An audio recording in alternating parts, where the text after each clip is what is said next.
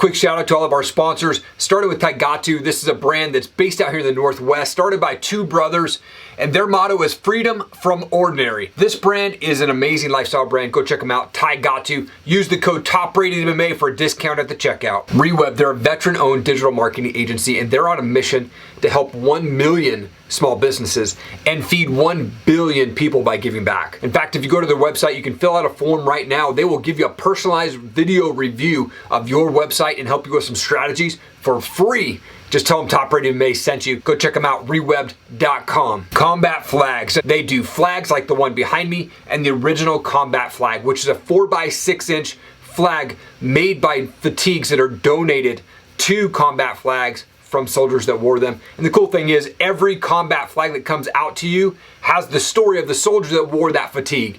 They have donated close to $80,000 to Stop Soldier Suicide, a great organization. Go check them out, Combat Flags. Rep Sports. Look, this is not your typical supplement store. These guys have everything and they taste great and it's good prices. Protein, weight loss, muscle build, pre-workout, you name it, they've got it. Plus, they're the makers of Raise Energy. Like I said, go check them out. Rep Sports at topratedmma.com. Use the code TOPRATEDMMA for 15% off your order and go order them today. Jeromy, you're a husband, you're a father, you're the Valor Fighting Challenge Bantamweight champion. You're also the owner of Clean Cut Killers. Thank you so much for your time, man. I appreciate it. Absolutely. Thanks for having me. I've been watching the show actually, so it's kind of cool to finally get to come on. Right on, man. Right on. Well, I like to start back at the beginning, man. Where'd you grow up? What was childhood like for you? So normally I'm used to people giving you like this sob story almost, but honestly, no, man. I had a great childhood. That's awesome. You know, both kind of was spoiled. I was the only child. Had it made. Just started practicing when I was 12. There we go. For me, my coping mechanisms are to occupy my time so I don't think about the negative things that have happened or like things like that. And so it just, I don't know, I guess where I found training at such a young age and that was my crutch, that now even at, 11 years later, it's still my obsession. So yeah. Oh, that's awesome, man. Well, like I mentioned, you just won the Valor Fighting Challenge Bantamweight Championship. Congratulations again. But how did you go out and celebrate? And obviously you're in the gym now, but I was going to say, do you take a break or do you get right back in the gym and start training again? So I went home, to the Airbnb that we got, and I ate like 3 tacos, a bag of chips, and like 12 cupcakes. Nice. I went to like a sugar coma, and then took Sunday off. I was let down Monday. I meant to train Monday morning before we came back. Just looking at your record, man, according to Tapology, you're 3-0, 3 first-round finishes there. But in 2019, you had 3 canceled fights. What happened with those, man? Oh, man. So, and truthfully, there was actually, I believe it was 5 or 6. Oh, wow. Okay. That Tapology, it just like the bout had ended up getting scrapped before the promoter had even put it on Tapology. Oh, okay. Really what happened was I had made my professional debut and I had a fight lined up with the same promotion that I'd made my debut in, and then their show fell through. Oh, and geez. then that was one of them. They rescheduled us, and it was fight week. 2 days out, my opponent got sick, like super sick. I'm not even going to pretend that he was just scared or anything. I'm not that guy. Yeah. But he was sick, so he couldn't compete. And so then we got one lined up with King of the Cage, and then their whole event canceled, which is almost never happens. I think they said they had only like one other show ever cancel. Oh, jeez. Then we moved that one over to the Fight For It card, and I got to finally fight it. That was when I fought Dre on. Right. And then after that, I was supposed to fight Fatty Schumann March 14th. And we weighed in on the 13th. Everything was good. I woke up and did my morning shakeout, and the state governor had closed it down due to COVID day of the event. So no way. Now we finally got to fight again. So yeah. Wow. Now, and again, going back to Tapology, they list your amateur record as like the last 3 fights you did as an amateur, you went 0-3. Is that correct? Yep. Okay. Yes, no. Okay. There are 2 places in the country that allow you to compete with all professional rules, even as an amateur. Oh, and gotcha. Virginia, and I believe Michigan. And so, like, a lot of my amateur fights, I had heel hooks, knee bars, elbows, knees to the head, everything. And it was in Virginia, but it was through the UMAF sanctioning, which, in my opinion, is the best amateur sanctioning body. For sure. But they don't allow heel hooks. So I went out and I took my opponent down, and I put him in a heel hook, and he tapped. And where it was a fight-ending sequence, they had to disqualify me. So my fight kind of went my way the whole time. Yeah. And then ended in qualification. So gotcha. Okay. Yeah, interesting. Okay, awesome. I had to ask about that because a lot of guys, you get 3 losses in a row. They're like, this fighting thing's not for me. But then ever since you went pro, you're like on this tear, man, which is awesome. Yeah. For me as an amateur, a lot of it was, you've got to wake up and go to work the next day, which I mean, I still do. Don't get me wrong.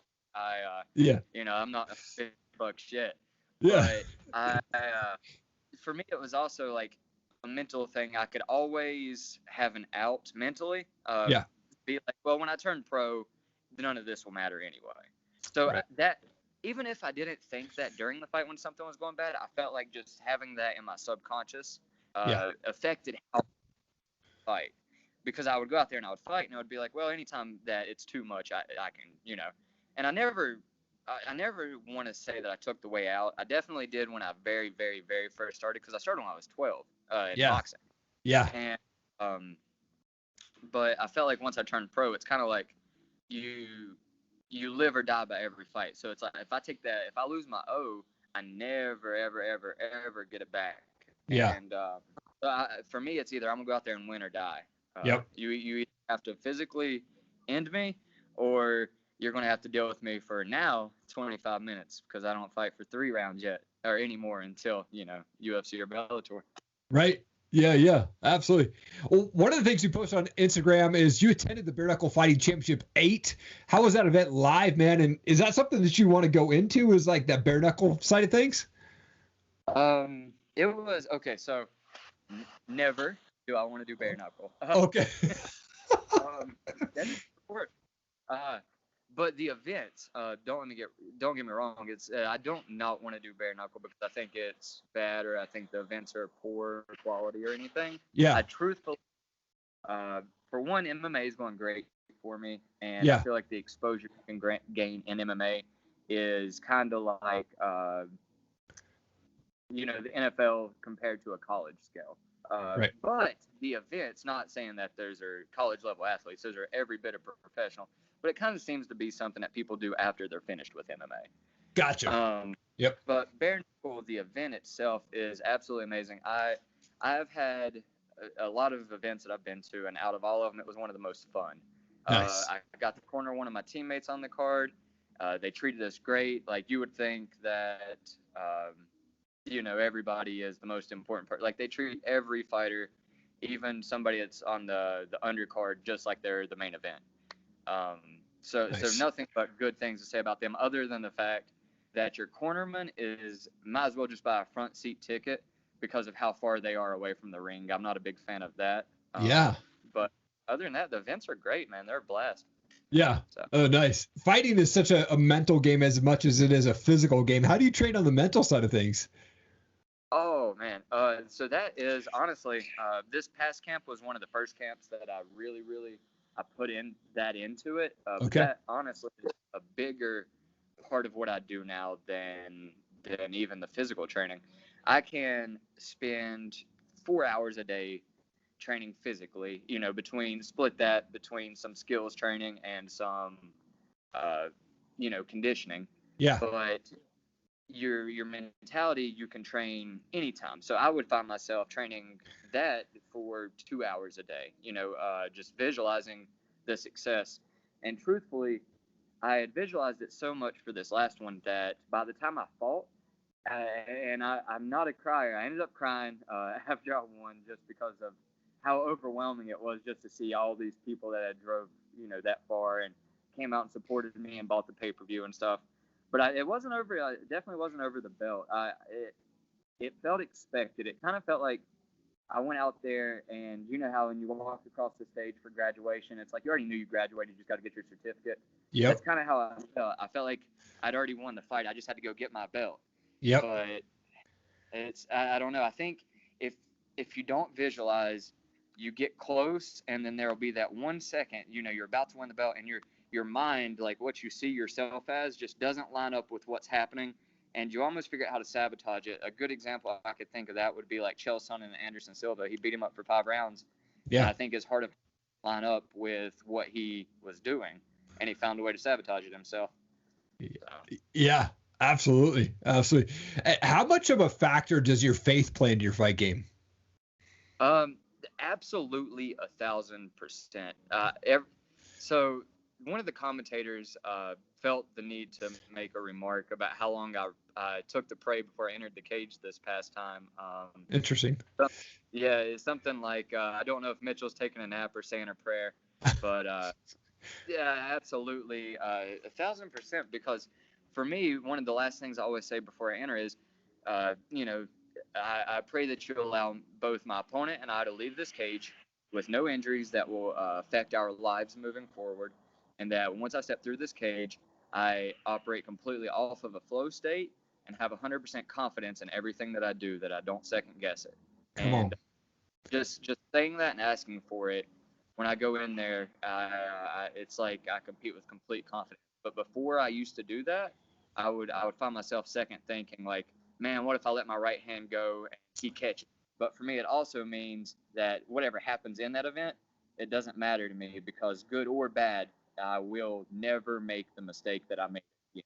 And there was some errors that I made in this fight. I love it. I'm a believer as well, man. And so I think it's awesome that you are openly out there praying before you step in the cage and really just praying for safety, man. That's really, really cool of you to do that. How did you get the nickname Adonis? Or is it Adonis? How do you say that? Adonis. The Adonis, it's from Greek mythology. And, yeah. So the story of how I got it is kind of, so there's 2 stories. There's one of how I got it and one of how I ended up using it as a fight name. Oh, okay. So, I started out as Pretty Boy, and for me, and I got that name because I would fight and my hair wouldn't get messed up. And I always cared about how my hair looked, as you could probably tell by the 14 times I fixed it. But so I ran with Pretty Boy for a while, and then I was like, if I'm 27 and I'm still being called boy, that's, for one, it's kind of strange to me, and 2, it's such a create a character type name. I feel like you scroll through the presets and Pretty Boy's there, Yeah. So I felt like if I ever wanted to be taken serious, I needed to have something with originality. And I was at the gym one day, and I had a guy call me the Adonis, which apparently is a Greek mythology character that they refer to as like the Greek. I don't want to call him that. I don't think he was a god, but he was a symbol of male perfection. Oh, okay. That's awesome. Very humble. Yeah. But I'm not a Pokemon fan or anything, but I remembered from my childhood that Pokemon evolved, and I was like, well, Pretty Boy was the kid me, and the Adonis is what I've evolved into, So I was an amateur, and we were talking about how my career kind of flopped back and forth, and which I was actually 14-7 as an amateur, and okay. Didn't list it because MMA just became legal in West Virginia 5 years ago. Wow. So the reporting factor of that was very poor at first. Yeah. But so I was like, you know what? I'm going to take all the baggage, all the back and forth, and leave that with the Pretty Boy name. And I'm grown now. I'm experienced. I've matured. I'm professional. I'm the Adonis. The Adonis is defeated. So. Nice, man. I love it, man. And for folks who don't know about the Clean Cut Killers, man, what's this all about? What is Clean Cut Killers, man? Okay, so it's a clothing brand that actually started out as my coach's picture caption. So my coach one time had a picture of all of us at some fights, and he put a group of Clean Cut Killers, and I was like, that's catchy. Yeah. And so I kind of ran with it. I made a couple of shirts, and everybody at like the regional scene kind of liked it. And I never really pushed it because I was like, I'm just an amateur fighter with a, not a split record, but not like a great record. Yeah. And I didn't really have anything to run with it. And then I kind of made me some clothes with it and kind of made it a hashtag, but never really did anything with it. My wife one day was like, you've kind of developed a following and stuff since you turned pro. Maybe you should really try to run with it. I was like, well, that's great. I just, I work 3 jobs. I have my little girl. I train all the time, but where's the time to do this? Yeah. And so she was like, you know what, I will run it and stuff if you'll just kind of be like the figurehead of it. And I was like, absolutely. If you feel like you can do that, then that's what we'll do. And so then it became an official clothing brand. And now we're looking actually to move into, shin guards, gloves, rash guards, pants, and actually even like protein powders, BCAAs, and stuff like that. So nice. We're looking to make an overall company that one day I can hopefully sponsor other fighters and help them, build up as well and make it a career for them as well. I love it, man. That's awesome, dude. I love the entrepreneurial side of things, man. That's so cool, dude. To me, is the guy in the corner of the room that you're like, I could pick on him. And then he's the one in reality that he's the last guy you should have messed with. Kind of like your Jackie Chan, your Bruce Lee. They're not big, scary looking guys, but they are very dangerous. Yeah. And that's kind of what I like. That's what inspires me in martial arts is not the guy that goes out there and has a slugfest. Those are fun to watch. Yeah. But the guy that kind of goes out there and you have this one guy and he's tearing everybody up, and you have me, and you're like, I don't know how Jeremy's going to pull it off. And these guys just keep coming out there and like fumbling the ball, it seems like. The guy that just kind of seems to finesse everything, that does what other people can't do. And that's kind of what I want to be for MMA. Nice. So. Awesome, man. Well, hey, I wanted to transition to a couple fun questions here real quick before we end. I've got these things. They're called pod decks, essentially just random questions, man. I'm going to pull it out and see what it says. Hopefully it's not a flop here for us. Let's see. Grab one that makes sense here for us. You have $100,000. You have to donate or create a charity. What do you do? Donate or treat a charity. Right now, honestly, I would donate every bit of that to help like child sex trafficking. Come on. Seems like the right thing to do at the time that we're currently in. So. Yeah, absolutely. Do you have a favorite fighter? Outside of myself, honestly, I hate to pick Conor McGregor, man. I really do, just because it's like everybody acts like if you pick Conor McGregor, you're automatically a casual. But I would honestly have to say, just because of his ability to go out there and make people that are world beaters against anybody else and make them look absolutely silly, I'm gonna have to pick him. Okay. Outside of that, Anderson Silva. Anderson Silva is my all-time favorite. Yeah, the legend for sure, man. What's a favorite type of music for you, or do you have a favorite band that you like to listen to? Gangster rap, man. Really? I like, that's awesome. Wu-Tang. Tupac's my favorite. Tupac's my all-time favorite. Yeah. Wu-Tang, Tupac, T.I., Ice Cube, NWA, etc. So. Come on, man. Oh, that's awesome. Last question for you. What's the best part about being a dad? What's the best part about being a dad? Yeah. There's so many.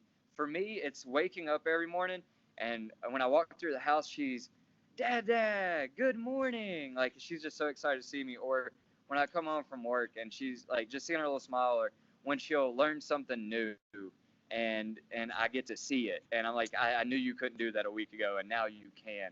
Yeah. And it's just, I don't know, it's honestly just amazing. It's like I get to create a character with a real little so I just get to armor the best I can. So yeah. Oh, that's amazing, man. That's awesome. Dude, it's such an honor to have you on my show, Jeremy. This was a great conversation. Thank you so much for taking the time today, man. Really, really appreciate it. Yes, sir. Thanks for having me. It's, like I said, a big fan of the show, so anytime. Thank you so much for watching the show today. I so appreciate it. Please leave a comment down below. Leave us a review. Share this video. We want to get it in front of as many people as we can. I'm going to continue to bring on the best guests possible, from world changers, entrepreneurs, success-minded people, and the best up-and-coming fighters, real stories. We are creating visionaries here on this channel. Thank you so much for checking it out. Have an awesome day.